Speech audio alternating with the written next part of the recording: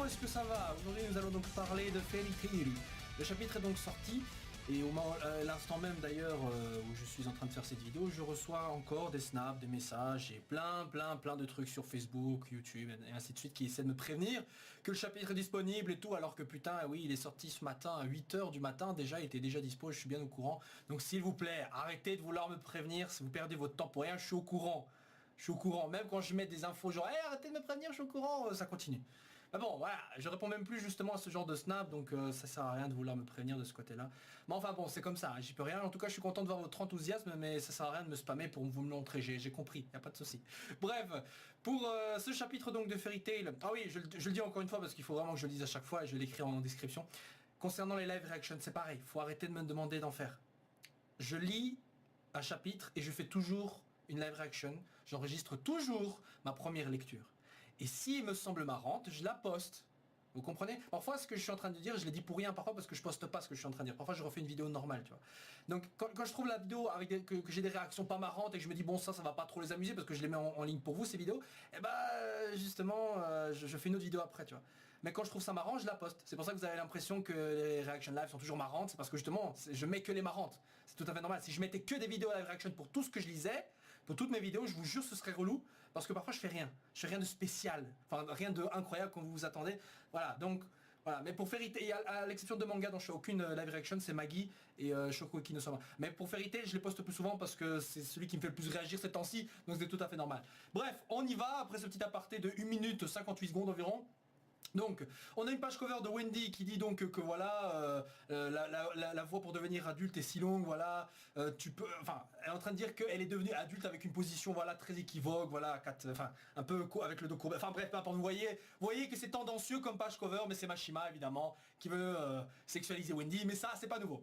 Donc, on y va, on retrouvait donc Lucy avec Natsu, donc toujours attachée par Di Maria, donc vu que celle-ci voulait les torturer pour se venger de ce qu'ils avaient fait sur Brandish, alors qu'on soit celle qui l'avait blessé, mais qu'elle conne. Bref, avec une vue, putain, mais les vues, les angles de vue comme ça dans cette case où Lucy comme ça est surprise, mais vraiment on en a de plus en plus. On en avait déjà parfois avant, mais depuis quelques temps Mashima adore faire ça, comme s'il avait envie vraiment qu'on remarque à quel point les seins de Lucy ressemblent à des brioches gonflées à l'hélium. Bref, excusez-moi. Donc voilà, Lucy qui ne comprend pas qu'est-ce que c'est, qu'est-ce qui s'est passé, voilà, des pierres pour sceller la magie. Donc voilà, c'est apparemment un objet donc qui est très utile donc à Ishgal, que visiblement les gars de l'Empire d'Alvarez n'ont pas, vu qu'elle fait le commentaire là. Bref. She's just like you now. Donc on est en train de dire qu'elle est en train de parler de Lucy comme Brandish, dans le sens voilà, tu es attaché comme l'était justement Brandish, alors qu'en fait pas du tout, elle était juste dans une cellule et elle n'était pas attachée pieds et poings liés comme ça dans une chaise, hein. Ça c'était plutôt juste Di Maria. C'est Di Maria qui essaie de se venger plutôt pour elle-même et pas vraiment pour Brandish pour le coup. Bref, c'est toi qui as fait ça à Brandish, tu l'as détruit. Et là donc effectivement elle s'est déplacée juste en face d'elle dans un saut dans le temps. Donc je l'avais dit la semaine passée, enfin la dernière vidéo la semaine passée, qu'à chaque fois que Brandish fait ce petit comme ça, vous voyez ce petit crack et il y a le petit trait dans ses dents comme si elle faisait comme ça, et eh bien elle arrive à donc stopper le temps et peut se déplacer durant ce moment-là. Donc on va voir s'ils vont trouver un moyen de contrer cela. Bref, je ne te pardonnerai jamais. Là Lucy donc qui ne connaît pas son pouvoir, ne comprend pas, dit bien qu'elle s'est téléportée ou quoi. Voilà. Qu'est-ce que... Les Spriggan, c'est des putains de pervers nudistes. Non, sérieusement, je veux dire, t'as Di Maria là qui donc en profite encore pour déshabiller Lucy. Elle l'avait déjà fait avec Kagura, elle l'avait fait avec Shelia, elle le fait avec Lucy, mais tuer Lucy et vraiment la punir, en plus j'ai positionné comme un salopard là, ça c'est hors de question évidemment, faut la faire s'ouvrir, faut prendre son temps, tu vois, alors que n'importe quel ennemi pourrait arriver d'une minute à l'autre, ça c'est vraiment incroyable. Je veux dire, Brandish, Di Maria elle-même a été libérée parce que justement ils ont pris leur temps pour gérer Di Maria et que justement entre temps tu avais Rakai qui est arrivé pour la sauver. Et elle se dit pas que peut-être la même chose pourra arriver mais pour les gentils. Bref. Donc qu'est-ce que tu es en train de faire perverse? Donc rends-le-moi, voilà, donc en gros elle veut déshabiller également Natsu pour changer un peu l'atmosphère, hein, pour mettre tout dans l'atmosphère, genre voilà, un peu pervers, on se déshabille et tout tranquille. C'est normal, on est dans une guerre mais il faut mettre une ambiance de nudiste. Tout va bien. Bref. Il n'a pas bougé d'un poil, serait-il mort, dit Maria. Et là donc il y avait son recrack. Et là on voit une petite étincelle au niveau des dents. Je sais pas si c'est parce qu'il y a quelque chose qui pète dans ses dents qui fait ça, mais ce sera un peu bizarre dans le sens où j'ai l'impression que c'est un dispositif mécanique le fait qu'elle arrête le temps alors que c'est juste purement de la magie. Donc je vois pas pourquoi elle doit faire crack à chaque fois, ou alors c'est un signe, je sais pas. Bref, ou alors elle va me dire la source des pouvoirs des God Soul, machin truc, est dans nos dents. Aucune logique. Mais enfin ce sera intéressant ça parce que Non, en fait, non, oublie ce que je viens de dire, c'est de la merde, c'est de la merde. C'est juste un pouvoir et un moyen de le stopper, j'imagine. Enfin, on verra. Donc Di Maria qui se met sur Lucie comme s'il allait faire une position cowgirl. Des gros yeux, tout. Est-ce que tous les habitants d'Ishgal sont comme ça? Des gros yeux, putain mais... Est-ce que t'as vu ton compagnon Agile? Agile, le mec, il est toujours comme ça avec ses yeux. Genre, comme ça. Et des gros yeux, putain, elle a pas vu elle a pas vu ses camarades, hein, elle. Bref. Je vais donc t'enlever ses yeux. Waouh, ça devient intéressant, mais je sens le Deus Ex Machina arriver. Oui, Machima, oui, j'aime bien dire ça, Deus Ex Machina, voilà. C'est une expression que j'aimerais qu'on utilise à partir de maintenant. Elle est très drôle. Donc, un peu de tension pour le coup, puisque Di Maria va enfin donc agir, et en espérant que ce soit vraiment là de la violence, et pas juste, ah, mais en fait, je vais t'enlever ta jupe, ou ton string, ou j'en sais rien, allons-y. Qu'est-ce que c'est que ce visage qu'est-ce que c'est ton visage est plus intéressant si tu étais en train de pleurer si c'est pour amener de la joie chez une mauvaise personne, je n'ai pas besoin de ça. Un gros plan sur le gros cul de Di Maria. Non, le gros cul, j'exagère. Donc même aveugle, je peux me rappeler leur visage, l'aspect, les rues de Magnolia, l'aspect de la guilde. Je peux même me rappeler. Quoi? Bon, en gros, elle est en train de dire que même si on lui enlevait la vue, elle arrivera à se souvenir de tout, quoi. Genre les rues de Magnolia, la guilde, l'endroit où elle a déposé son dernier livre au poussiéreux, machin. Voilà, donc comme quoi, pas besoin de cela. Par contre, je remarque un truc, c'est vrai que, vous voyez, dans les pages précédentes, on était en train donc de créer une tension, genre voilà, tu vois, je vais te punir, tu es dans la merde, Lucie.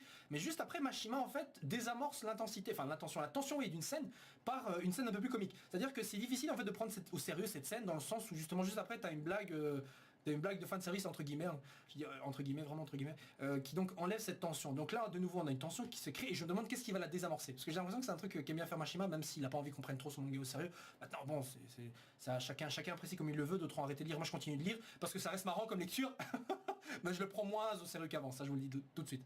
Bref. Donc, si tu veux vraiment le faire, vas-y, je n'ai pas peur de toi. Et ça, c'est la vraie preuve de volonté de Lucie. Il y a beaucoup de héros de shonen qui n'auraient pas fait ça. Voilà. Jeune fille, ce visage, je vais ruiner ce visage qui est le tien. Natsu, j'aime bien quand elle est sur le point de se faire buter, elle pense encore à Natsu.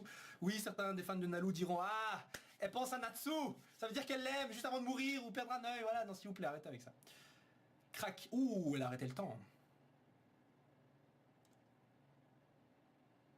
Oh non, Mashima. Non. Oh là là, est-ce que Mashima aurait... Attends, j'ai l'impression d'avoir un sentiment de déjà vu là. Lucie, dont les tétons sont cachés par les cheveux et un bout de bois de la chaise là, qui tient bon, tu vois, pour la censure. Lucie aurait perdu ses yeux. T'as l'impression que Lucie vient de se faire violer dans un gangbang bien violent et que les gars ont laissé son corps là par terre gisant, quoi. Lucie a perdu ses yeux là. Non, vous savez quoi? Je suis sûr que ça me parle, les gars. Je suis sûr que c'est un truc pourri. Genre, en fait, elle a pas perdu les yeux. Genre, c'est un fake, c'est du ketchup. Non, voilà, je le sentais. Je le sentais. Quoique, c'était... Oh non, quand on y repense, franchement, on aurait pu y croire. Mais là, franchement, je me suis dit, avec ce que je viens de dire, il désamorce la scène, le fait que Mashima... Non, non. Le pire, c'est que ça aurait pu se produire parce que, justement, Erza, elle a déjà perdu un œil. On lui a mis des yeux artificiels. Donc, pourquoi pas Lucie? Pourquoi pas Lucie? Donc, qu'est-ce que c'est que ce sang?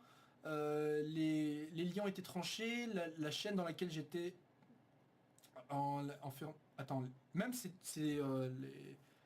chaînes anti-magie en fait ont été brisées, même si ils sont encore sur ses bras, ou alors c'est genre quand tu brises la chaîne en fait tu arrêtes le truc, ce qui est pas logique, vu que Brandish elle-même n'avait pas de lien entre eux et pouvait pas utiliser de la magie non plus. Donc normalement Lucie est incapable d'utiliser de la magie. Uenatsu, qu'est-ce qui se passe?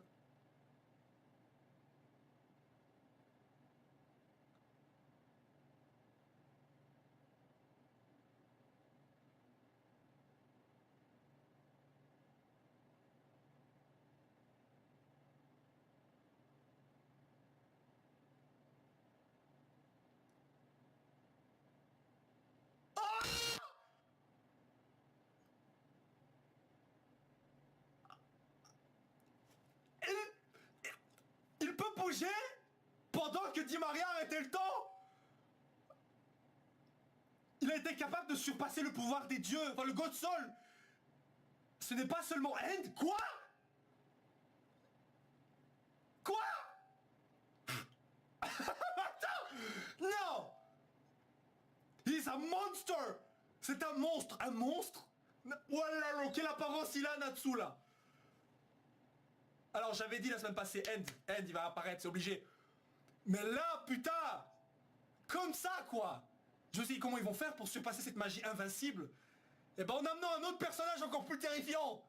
EA nous dit...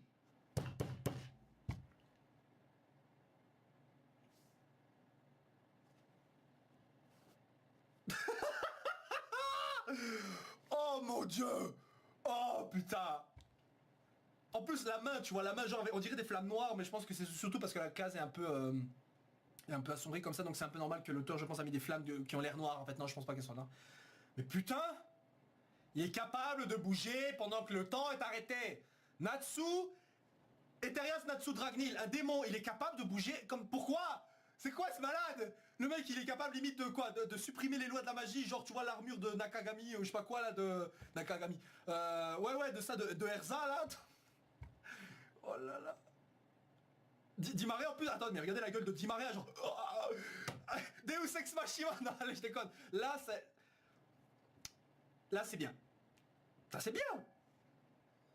Ça c'est bien.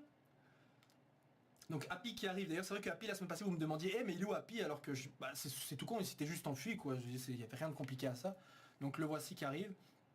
Est-ce que Natsu n'est pas avec toi, Poliushka Randy, attends, Di Maria est encore debout. Mais putain mais attaquez là. Alors il y a tout le monde qui est là, côté tranquille, il y a Di Maria, ok elle a été touchée mais tu vois bien clairement là, attends, excuse-moi mais là elle n'est pas morte quand même. Tu vois, elle est capable encore de parler et tout. C'est pas comme si d'un coup elle était incapable de faire son cric comme ça, elle peut arrêter le temps, se casser, tous les tuer en un coup. Mais non, là, Di Maria, tout ce qu'elle fait c'est regarde Brandy, genre Randy t'es là. Mais que vais-je faire maintenant que je suis encore capable d'utiliser ma magie, que je suis encore debout sans être vraiment mortellement blessé? Bah oui, tu peux bouger. Putain. Pardon. Alors, il est possible que la magie de Randy, la magie de Di Maria ne puisse pas être utilisée donc aussi facilement lorsqu'elle est blessée, genre elle a besoin de concentration, quelque chose comme ça. Allez, on va dire que oui, c'est le cas. Néanmoins je trouve ça bizarre comme ça quoi. Grâce à Dieu tu es en vie, mais plus important, pendant qu'on a encore du temps, nous devrions enfermer Marie, donc Di Maria avec les outils d'emprisonnement, machin. Di Maria est capable d'arrêter le temps, c'est très problématique quand elle le fait. Non sans blague. Alors pourquoi vous êtes toujours là comme ça, vous direz ouais, bravo. Et après qu'elle vienne dire ça, qu'est-ce que dit justement Evergreen? Mais qu'est-ce qui s'est passé ici? Mais putain t'as pas entendu ce qu'elle vient de dire? Elle est capable d'arrêter le temps. Attachez-la au lieu de vous demander ce qui se passe. D'abord attachez-la et ensuite vous faites vos trucs. Je ne sais pas, putain. Lucie, je ne sais pas, mais j'ai été capturé avec Natsu, voilà. Quand je me suis réveillé, tout était terminé, Natsu a disparu. Bon, ok, on va dire que donc Di Maria a le temps d'attendre. Voilà. Tu te rappelles de la tumeur que Natsu avait? Je pensais que c'était une tumeur donc anti-éternano qui grandissait à cause parce qu'il avait utilisé trop de magie. Mais en fait pas du tout, c'est autre chose qui est complètement inconnu pour moi. Quand cette fille donc a rendu la taille à cette tumeur, donc attends, c'est même pas une tumeur en fait, c'était même pas une tumeur du tout. Donc quand cette fille a rendu cela, donc lui a rendu sa taille initiale, donc il s'est réveillé en gros, donc du coup les effets se sont réveillés. Donc c'était vraiment le truc que possédait Natsu qui a commencé au moment où Zeref a fait un trou, donc qui a entraîné cette transformation en End. Enfin en END. J'imagine que c'est pour ça donc que Ignil ne voulait vraiment pas que Natsu ouvre le livre. Alors parce que là comme il y a un pouvoir qui s'est échappé du livre ou qui a pénétré en Natsu ou quoi que ce soit comme ça, j'imagine donc que le percé a libéré ce pouvoir et donc du coup a réveillé donc Natsu.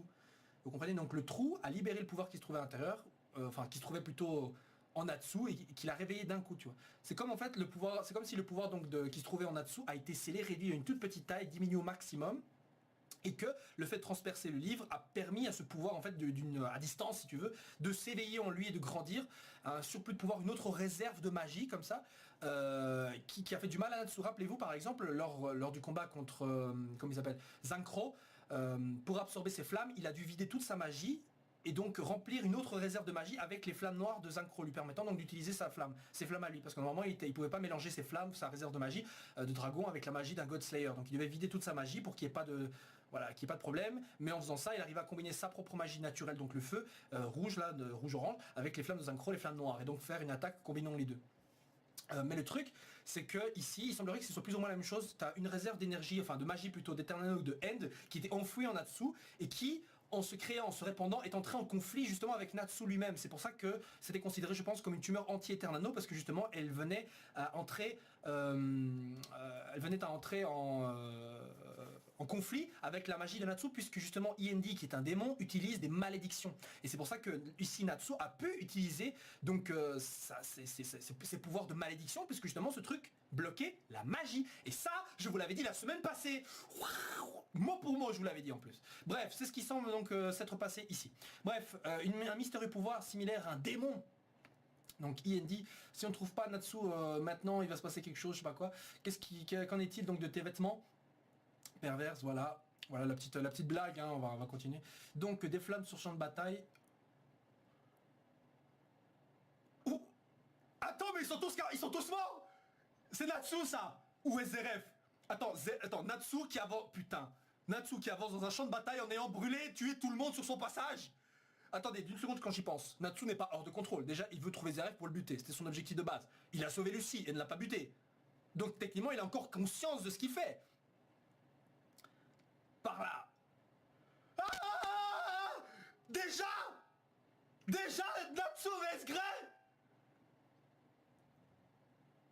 Oh, holy fuck. Holy fuck. Il est stylé. Il est stylé. Oh, me dites pas qu'il est stylé. Eh, tu dis quoi? Il est pas stylé? Tu te fous de ma gueule? Il est stylé là. Me cassez pas les couilles. Ça c'est Natsu. Ça c'est Eterias Natsu Dragnil. C'est pas ta saloperie de Natsu là qui... Non. C'est Eterias Natsu Dragnil là. C'est plus ta race de le petit chasseur de dragons là où je suis rose. Là c'est le démon. Là c'est le démon. Un démon tellement stylé qui s'appelle Iendi. La fin end. Bon, excusez-moi. Donc pour revenir à ce que je disais. Natsu là... Il a tué des gens. Attends, là, me dites pas qu'il a pas tué des gens là. Si vous me dites après les mecs ils se relèvent genre oh, c'était chaud pour nous, mais non, non, ils sont morts. Ils sont morts. Natsu vient donc de tuer des soldats d'Alvarez. Voilà. En plus il émane du feu de lui, de la même manière qu'il émanait presque du feu de lui naturellement, comme ça quand il est arrivé dans le Colisée lors de son comeback là, après l'année de séparation de la guilde. Bref, donc il est encore conscient de ce qu'il fait, et là il se retrouve donc face à Grey. Grey qui est pas surpris, qu'il est genre nuts. Bien stylé, bien stylé. Donc Natsu, voyons son apparence. Alors, on a l'impression qu'il a des cornes, mais c'est juste ses cheveux qui sont hérissés. Maintenant, quand on regarde sur la page avant, on n'a pas l'impression qu'il a des cornes. Maintenant, ils sont peut-être cachés par les petites flammes là.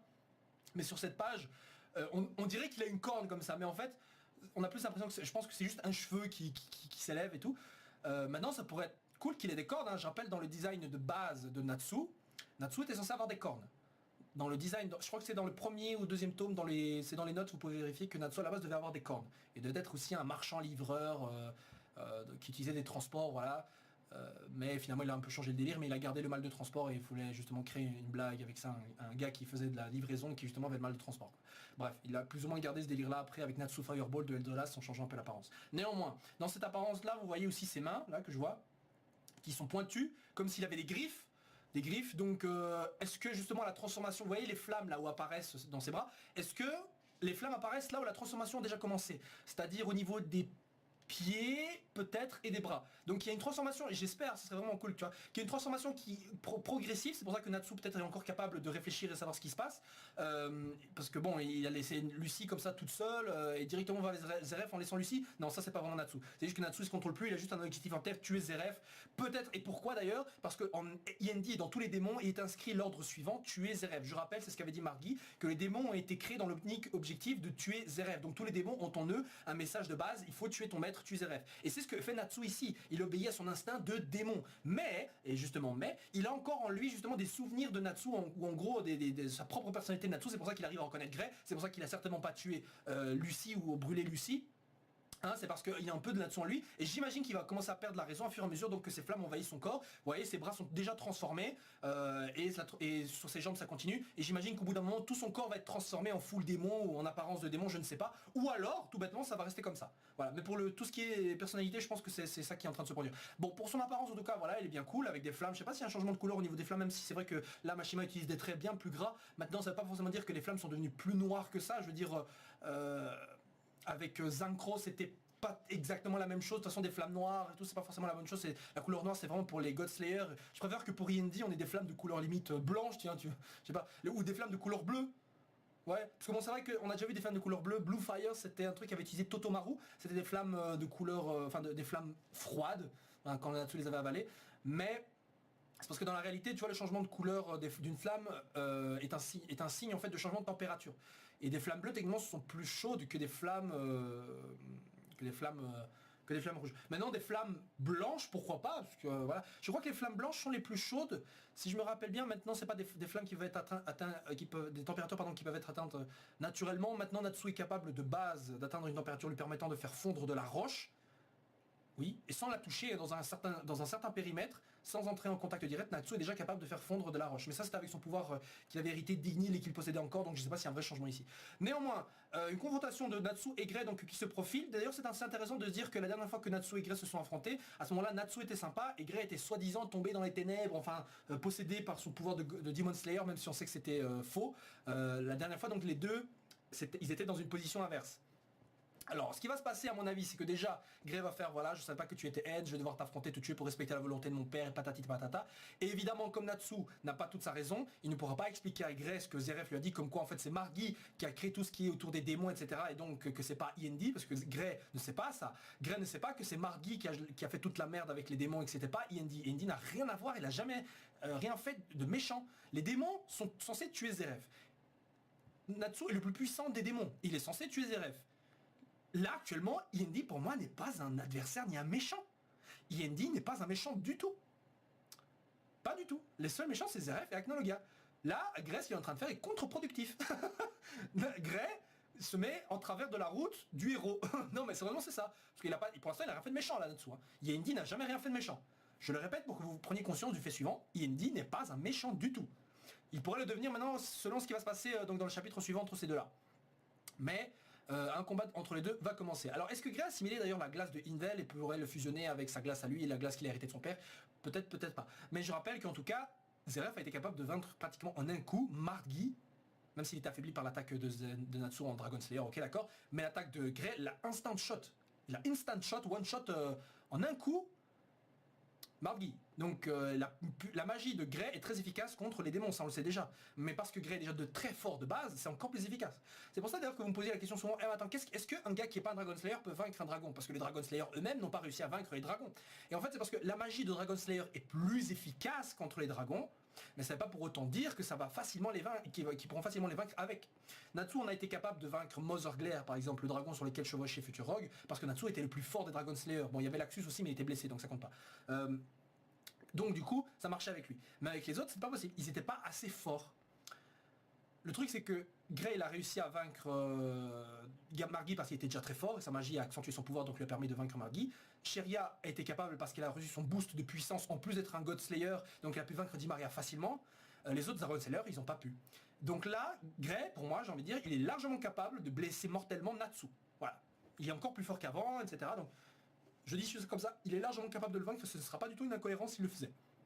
Mais, comme justement Grey a eu son heure de gloire il y a quelques chapitres, et que Natsu vient à peine de découvrir et réveiller son pouvoir, eh bien à mon avis Grey ne va pas gagner. Ou en tout cas va résister, ou va se faire blesser mortellement par Natsu, je ressens vraiment le tuer ou quoi, et Grey va faire « Non Natsu arrête, tu es mon ami, j'ai pas envie de te mettre en travers de ma route, et je sais pas quoi. » Bref, beaucoup de choses donc sont possibles. Les deux destins donc... qui ont été... Zeref a joué avec donc, leurs deux destins maintenant qui se réunissent ou mixent là dans un torrent de rage et de tristesse. Prochain chapitre, crack.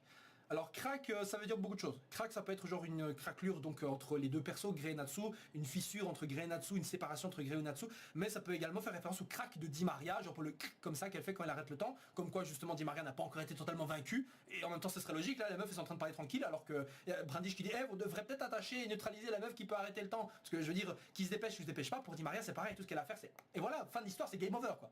Donc peut-être que Dimaria donc ne va pas laisser tomber. D'un autre côté, Dimaria, si pour une troisième fois elle arrive à se faire vaincre instant kill, pas tout le monde comme ça dès qu'elle a le temps, je veux dire c'est une grosse conne. Donc je préfère vraiment que le crack fasse référence à Natsu et Grey et pas à Dimaria, parce que ça signifierait que Dimaria a eu l'occasion encore de gagner, mais comme si on est dans un shonen et qu'on est dans Fairy Tail, elle ne va pas gagner logiquement, ni tuer qui que ce soit.